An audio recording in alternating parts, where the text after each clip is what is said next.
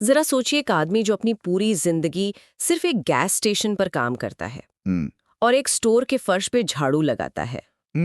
एक आम इंसान की तरह। बिल्कुल। और जब 92 साल की उम्र में उसकी मौत होती है ना, तो पता चलता है कि वो अपने पीछे $8 मिलियन, मतलब करीब 65 करोड़ रुपए की संपत्ति छोड़ गया है। बाप रे, 65 करोड़ एक झाड़ू लगाने वाले के पास? हाँ। और दूसरी तरफ हार्वर्ड यूनिवर्सिटी से पढ़ा एक बेहद होशियार टॉप का फाइनेंस एग्जीक्यूटिव है, जो महलों जैसे घर में रहता था, लेकिन वो 2008 की मंदी में पूरी तरह से दिवालिया हो जाता है। मतलब सब कुछ खत्म। सब कुछ। उसे जज के सामने खड़े होकर कहना पड़ता है कि उसके पास फूटी कौड़ी नहीं बची है। जब हम ऐसी कहानियां सुनते हैं ना, तो सच में दिमाग चकरा जाता है। ये वाकई हैरान करने वाला है, क्योंकि क्योंकि हमें हमेशा यही सिखाया गया है कि पैसे का विज्ञान बहुत सीधा है। हम सोचते हैं कि फाइनेंस भी भौतिक विज्ञान या गणित की तरह है ना? हाँ, कि जहाँ एक सटीक फॉर्मूला लगाओ और हमेशा एक ही नतीजा मिलेगा। बिल्कुल। लेकिन सच्चाई ये है कि पैसे की दुनिया में किसी इंसान का दिमाग कितना तेज है, इससे ज्यादा ये मायने रखता है कि उसका दिमाग काम कैसे करता है, उसका बर्ताव कैसा है। सही कहा। तो आज की हमारी इस डीप डाइव में हमारा विषय कोई मुश्किल बैलेंस शीट या कंपाउंड इंटरेस्ट का गणित या स्टॉक मार्केट का ग्राफ नहीं है। हाँ, आज हम कुछ बहुत अलग बात करने वाले हैं। बिल्कुल। आज हम मानव जीवन के सबसे संवेदनशील, गहरे और कई बार सबसे उलझे हुए विषय पर बात कर रहे हैं। धन संपत्ति का मनोविज्ञान, यानी द साइकोलॉजी ऑफ मनी, जो मॉर्गन हाउसल की किताब की जानकारियों पर आधारित है। एक बहुत ही शानदार किताब है ना? हमारा मिशन ये समझना है कि कैसे हमारी भावनाएं, हमारा अहंकार और हमारी अपनी कहानियां हमारे उन वित्तीय निर्णयों को आकार देती हैं, जिन्हें हम बहुत तार्किक मानकर लेते हैं।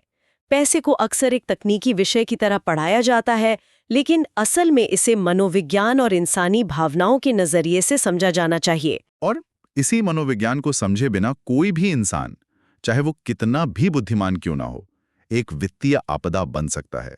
मतलब ज्ञान से ज्यादा इंसान का आचरण ये तय करता है कि वो वित्तीय रूप से कितना सफल होगा।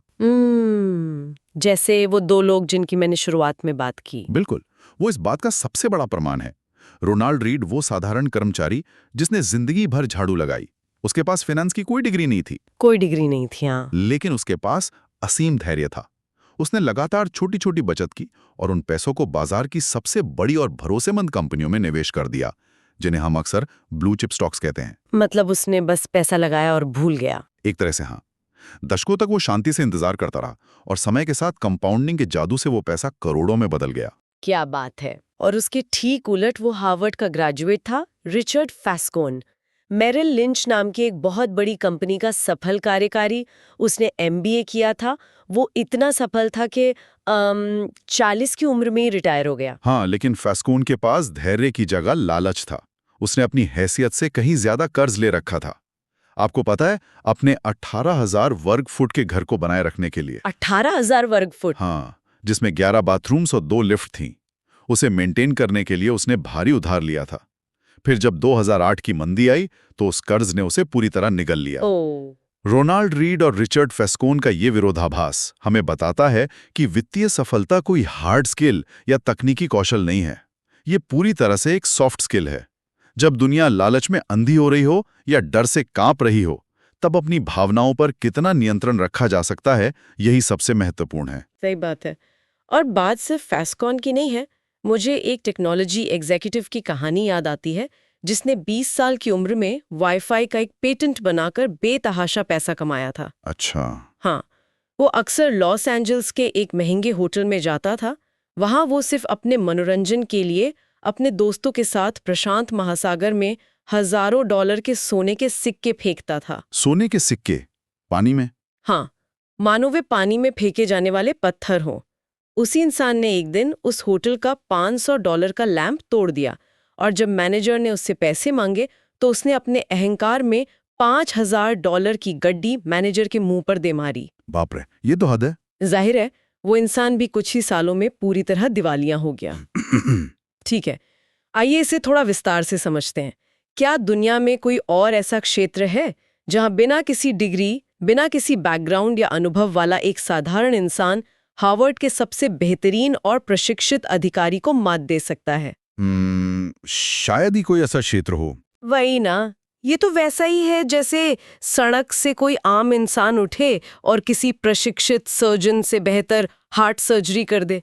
ऐसा होना लगभग असंभव है, लेकिन पैसों की दुनिया में ऐसा होता है। हाँ, और यहाँ जो बात सबसे अधिक आकर्षित करती है वो ये है कि वित्तीय फैसले कभी भी स्प्रेडशीट या खाली कमरों में बैठकर नहीं लिए जाते। तो फिर कहाँ लिए जाते हैं? वे फैसले खाने की मेज पर परिवार की जरूरतों को देखते हुए इंसान के निजी अनुभवों और उसके छिपे हुए डरों के आधार पर लिए जाते हैं। इसीलिए रोनाल्ड रीड जैसे इंसान जीत सकता है, क्योंकि उसकी भावनाएं उसके नियंत्रण में थीं। लेकिन अगर सब कुछ भावनाओं और व्यवहार पे ही निर्भर करता है, तो लोग पैसे को लेकर इतने अजीब और कई बार इतने बिना लॉजिक के फैसले क्यों लेते हैं? इसका जवाब इस बात में छिपा है कि दुनिया को लेकर हर इंसान का नजरिया बिल्कुल अलग होता है। अर्थशास्त्री बताते हैं कि लोग अपने निवेश के फैसले इस आधार पर नहीं लेते कि उस वक्त बाजार में क्या चल रहा है। अच्छा। हाँ, वे अपने जीवन के शुरुआती वर्षों में जो अनुभव करते हैं उसी के आधार पर जीवन भर फैसले लेते हैं। इसका एक बहुत ही शानदार ऐतिहासिक उदाहरण जॉन एफ कैनेडी का है, जो अमेरिका के राष्ट्रपति थे। बिल्कुल। जब वे राष्ट्रपति का चुनाव लड़ रहे थे तो उनसे पूछा गया कि उन्हें ग्रेट डिप्रेशन यानी 1930 के दशक की उस भयंकर महामंदी के बारे में क्या याद है। उनका जवाब सच में चौंकाने वाला था। उन्होंने क्या कहा? उन्होंने कहा कि उन्हें इसका कोई व्यक्तिगत अनुभव ही नहीं था। उनका परिवार इतना अमीर था कि उनके लिए महामंदी का कोई मतलब ही नहीं था। उन्हें इसके बारे में तब पता चला जब उन्होंने हार्वर्ड में इसके बारे में पढ़ाई की। सोचिए, एक तरफ कैनेडी हैं जिनके लिए मंदी सिर्फ किताब का एक पन्ना है, और दूसरी तरफ वे लाखों लोग हैं जिन्होंने उस मंदी के दौरान अपने परिवार को सचमुच भूखे मरते देखा, अपनी जीवन भर की कमाई को बैंकों के साथ डूबते देखा। ठीक कहा आपने। जिन लोगों ने वो मंदी झेली, उनके मन में जो भावनात्मक घाव बने वे जीवन भर नहीं भरे। आप उन्हें कितनी भी स्प्रेडशीट दिखा लें या गणित समझा लें कि आज बाजार सुरक्षित है, वे कभी भी खुलकर निवेश नहीं कर पाएंगे, क्योंकि उनका डर उनके तर्कों पर हावी पड़ेगा, है ना? बिल्कुल। और कोई भी स्प्रेडशीट उन घावों की गहराई नहीं समझा सकती। लेकिन रुकिए, मंदी का डर तो समझ में आता है, लेकिन अगर हम आज की बात करें तो एक बहुत ही अजीब आंकड़ा सामने आता है। निम्न आय वाले परिवार, यानी जो लोग आर्थिक रूप से सबसे कमजोर हैं, वे लॉटरी टिकट पर हर साल औसतन $412 खर्च करते हैं। हाँ, ये आंकड़ा काफी मशहूर है। सच कहूं तो ये बाहर से बहुत बेवकूफ़ी भरा लगता है। मतलब जो परिवार अचानक आने वाले $400 के इमरजेंसी खर्च का सामना नहीं कर सकते, वो एक ऐसे टिकट पर पैसे क्यों फूंक रहे हैं जिसके जीतने की संभावना करोड़ों में एक है? ये सवाल बहुत लाजमी है, लेकिन अगर हम इसे मनोविज्ञान के नजरिए से देखें तो ये बेवकूफ़ी नहीं है। इसे रिलेटिव डिप्रिविएशन या सापेक्ष अभाव कहा जाता है। अच्छा, वो क्या होता है? ये उन लोगों की बात हो रही है जो शायद दिन भर उन अमीर लोगों को कॉफी परोसते हैं जिनकी जैसी जिंदगी वे खुद कभी नहीं जी सकते। उनके पास एक अच्छा घर खरीदने या बच्चों को महंगे स्कूल में भेजने का कोई स्पष्ट रास्ता नहीं होता। उनके जीवन में वित्तीय नियंत्रण की भारी कमी होती है। तो इस सब का असल में क्या मतलब है? क्या वे सिर्फ एक कागज का टुकड़ा खरीद रहे हैं? वे लॉटरी का टिकट नहीं खरीद रहे हैं, वे एक सपने की कीमत चुका रहे हैं। ओह, सपने की कीमत? हाँ, वो टिकट खरीदने के बाद का जो एक हफ्ता होता है ना, जब तक नतीजे नहीं आते, वो उनके लिए इकलौता समय होता है जब वह सोच सकते हैं कि अगर मैं जीत गया तो मेरी जिंदगी कैसी होगी। ये उनके लिए मनोवैज्ञानिक रूप से एक राहत का पल होता है। जो लोग पहले से आर्थिक रूप से सुरक्षित हैं, वे इस भावना को कभी नहीं समझ सकते। ये बिल्कुल वैसा ही है जैसे अगर किसी इंसान को बचपन में कुत्ते ने काटा हो और आज वो एक छोटे से पिल्ले से भी डरे तो हम उस पर हंसें क्योंकि हमें वो दर्द महसूस नहीं हुआ है। बिल्कुल सटीक उदाहरण दिया आपने, है ना? हर फैसला उस इंसान की अपनी कहानी और उसके अनुभवों की नज़र में पूरी तरह से सही होता है। यही कारण है कि ये कहा जाता है कि दुनिया कैसे चलती है, इस बारे में किसी भी इंसान का व्यक्तिगत अनुभव दुनिया में घटी घटनाओं का केवल 0.0000001% होता है। बाप रे, इतना कम? हाँ, लेकिन वही छोटा सा अनुभव उस इंसान की सोच और दुनिया को देखने के नजरिए का 80% हिस्सा बनाता है। हर कोई अपने इन्हीं अनोखे अनुभवों के आधार पर खुद को एक कहानी सुनाता है और उसी के अनुसार अपने पैसे के फैसले लेता है। कोई भी जानबूझकर मूर्ख नहीं बनता। इसी बात से मुझे उस कहानी की याद आती है जो ये बताती है कि लोग आखिर पैसा कमाना क्यों चाहते हैं। हाँ, ज्यादातर लोग धन से सम्मान और प्रशंसा खरीदना चाहते हैं। मुझे लॉस एंजल्स के एक बेहद महंगे होटल में काम करने के अपने दिन याद है। मैं वहाँ वैलेट के रूप में काम करती थी। कार पार्किंग का काम। हाँ, मेरा काम मेहमानों की गाड़ियाँ पार्क करना था। जब भी कोई फेरारी या रोल्स रॉयस चला के आता था तो हम लोग उस कार चलाने वाले इंसान की तरफ देखते तक नहीं थे। अच्छा। सच में हम कभी नहीं सोचते थे कि वाह, वो इंसान कितना महान या बुद्धिमान है। इसके बजाय हम खुद को उस ड्राइवर की सीट पर बैठे हुए कल्पना करते थे। अपनी खुद की अहमियत महसूस करने के लिए। हाँ, हम सोचते थे कि अगर हमारे पास ये कार होती तो लोग हमें कितना पसंद करते, हमारा कितना सम्मान करते। ये एक बहुत ही अजीब बात है। इसे कार में बैठे आदमी का विरोधाभास या man in the car paradox कह सकते हैं। ये पैराडॉक्स बहुत गहराई से इस बात को उजागर करता है कि समाज में हम सफलता को कैसे मापते हैं। लोग महंगे सामान इसलिए खरीदते हैं ताकि दूसरे लोग उनकी प्रशंसा करें। लेकिन असल में तो ऐसा होता नहीं है। बिल्कुल नहीं। वे ये नहीं समझ पाते कि दूसरे लोग असल में उनकी नहीं बल्कि उस सामान की प्रशंसा कर रहे होते हैं और उस सामान के जरिए अपनी खुद की अहमियत बढ़ाने के सपने देख रहे होते हैं। सच में मुझे रॉजर नाम के एक इंसान की कहानी याद आ रही है। वो बिल्कुल मेरी ही उम्र का था और एक शानदार पोर्श कार चलाता था। पोर्श? फिर तो लोग उसे काफी अमीर मानते होंगे। हाँ, लोग उसे देखकर मान लेते थे कि वो बहुत सफल है। लेकिन फिर एक दिन वो एक पुरानी टूटी-फूटी होंडा लेकर आया। अरे, ऐसा क्यों? जब उससे पूछा गया तो पता चला कि उसकी पोर्श इसलिए जब्त कर ली गई थी क्योंकि वो उस कार का कर्ज नहीं चुका पाया था। वो इंसान अमीर नहीं था, वो सिर्फ अमीर दिखने की कोशिश कर रहा था। ये तो आजकल बहुत आम हो गया। और सिर्फ आम लोगों की बात नहीं है। मशहूर गायिका रियाना का किस्सा भी कुछ ऐसा ही है। रियाना? वो तो बहुत बड़ी स्टार है। हाँ, लेकिन वो अपने बेतहाशा खर्चों के कारण दिवालिया होने की कगार पर आ गई थी। उन्होंने अपने वित्तीय सलाहकार पर मुकदमा कर दिया। अच्छा, फिर क्या हुआ? तब उनके सलाहकार ने एक बहुत ही कड़वी लेकिन सच्ची बात कही थी। उसने कोर्ट में कहा, क्या सच में ये बताने की जरूरत है कि अगर आप चीजों पर पैसा खर्च करेंगी तो आपके पास सिर्फ चीजें बचेंगी, पैसा नहीं? हाँ, बात तो बिल्कुल सही है ना? ये एक ऐसा तीखा सवाल है जो इंसान को खुद से पूछना चाहिए। क्या हम अपनी गाढ़ी कमाई केवल उन लोगों को प्रभावित करने के लिए खर्च कर रहे हैं जो असल में हमारी परवाह ही नहीं करते? ये एक बहुत ही महत्वपूर्ण प्रश्न खड़ा करता है कि आखिर सच्ची संपत्ति क्या है। असली वेल्थ वो नहीं है जो दुनिया को दिखाई देती है। तो फिर असली वेल्थ क्या है? असली संपत्ति वो है जो दिखाई नहीं देती। ये वे महंगी कारें हैं जो नहीं खरीदी गई, वे हीरे हैं जो नहीं पहने गए, वे फर्स्ट क्लास टिकट हैं जिन्हें छोड़कर इकोनॉमी क्लास में सफर किया गया। हम हमेशा बाहरी दिखावे से किसी की अमीरी का अंदाजा लगाते हैं, लेकिन बचत करना असल में इंसान की आय और उसके अहंकार के बीच का अंतर है। आय और अहंकार के बीच का अंतर, क्या बात है। हाँ, जब कोई अपनी आय को दिखावे पर खर्च नहीं करता तब वो सच्ची संपत्ति बनाता है। ये पैसा भविष्य के लिए जमा होता है और सबसे महत्वपूर्ण चीज खरीदता है, विकल्प। अगर धन का उपयोग महंगी कारें खरीदने और दिखावा करने के लिए नहीं है तो फिर इसका सबसे बड़ा फायदा क्या है? मतलब अगर मैं पैसा कमा रही हूँ तो मुझे उससे क्या मिलना चाहिए? इस पर मनोवैज्ञानिक एंगस कैम्बल ने 1981 में एक बहुत ही रोचक अध्ययन किया था। अच्छा। उन्होंने ये पता लगाने की कोशिश की कि इंसान की खुशी का सबसे बड़ा कारण क्या है, और नतीजा सच में चौंकाने वाला था। लोगों की खुशी का सबसे बड़ा कारण ये नहीं था कि उनके पास कितना पैसा है, उनका घर कितना बड़ा है या उनकी नौकरी कितनी प्रतिष्ठित है। तो फिर क्या था? खुशी का सबसे बड़ा कारण था वो क्या करना चाहते हैं, कब करना चाहते हैं और किसके साथ करना चाहते हैं। इस बात पर उनका पूरा नियंत्रण होना। अच्छा, पैसा मिलता है तो वो जिंदगी दुनिया की सबसे शानदार जिंदगी होगी। बहुत से युवाओं को ऐसा ही लगता है। हाँ, लेकिन जब मैंने उस क्षेत्र में काम करने वाले लोगों को देखा तो मुझे एहसास हुआ कि वहां आधी रात तक काम करना पड़ता था। उनके पास अपने समय पर कोई नियंत्रण नहीं था। पैसा तो बहुत था, लेकिन समय की आजादी छिन जाने के कारण वो जीवन पूरी तरह से दुखदायी हो चुका था। और यहीं पर धन का सबसे गहरा महत्व समझ में आता है। धन आपको सीधे तौर पर खुशी नहीं खरीद कर दे सकता, लेकिन वो आपके लिए समय और विकल्प खरीदता है। यहाँ पर बात सच में बहुत दिलचस्प हो जाती है। धन का मतलब केवल सामान इकट्ठा करना नहीं है। ये वो शक्ति है जो हमें सुबह उठकर ये कहने की आजादी देती है कि आज मैं वो कर सकती हूँ जो मैं चाहती हूँ। अगर मैं बीमार हूँ तो मैं आराम कर सकती हूँ, बिना ये सोचे कि मेरी नौकरी चली जाएगी। बिल्कुल। और इसे अगर हम निवेश और बाजार में टिके रहने यानी सर्वाइवल की दृष्टि से देखें तो ये बात और भी साफ हो जाती है।